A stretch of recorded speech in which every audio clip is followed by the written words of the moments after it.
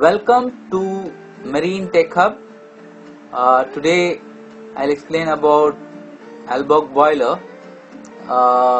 This is for third engineer, plus all our engineers are supposed to know about the boiler.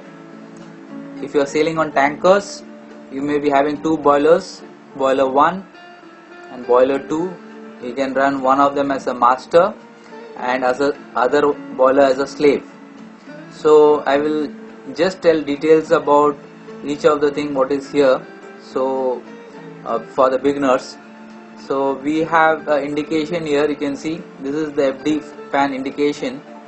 When the FD fan is running, this will change into green. So normally FD fan will run and cut off when the boiler goes off. Then after some time the FD fan will be off. To make maintenance free problem, so we keep the boiler forced running so that fan will never stop, but the boiler will cut off. This is one important thing for the engineers. So other parameters you can see here, we have the boiler water level indication here, then we have the steam pressure indication here, this is 2, then we have the fuel pumps 1 and 2 here, then we have the oil pressure. You can see here 20 bar. Normally we use heavy oil, so the temperature you can see here 129.7 degrees. Other than that, we require atomizing air. You can see here, this is the atomizing air. Now the boiler is not firing. Then you have the smoke density. Then we have the airflow indication. When the FD fan runs, you will see this reading here.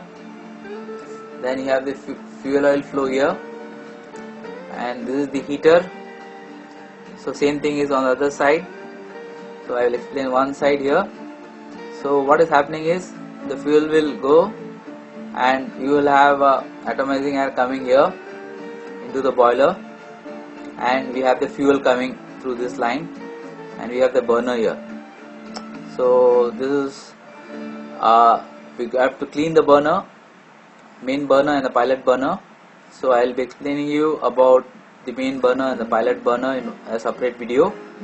So I will just try to run what parameters they have, so that you know how it is, how to scroll the computer to get the datas.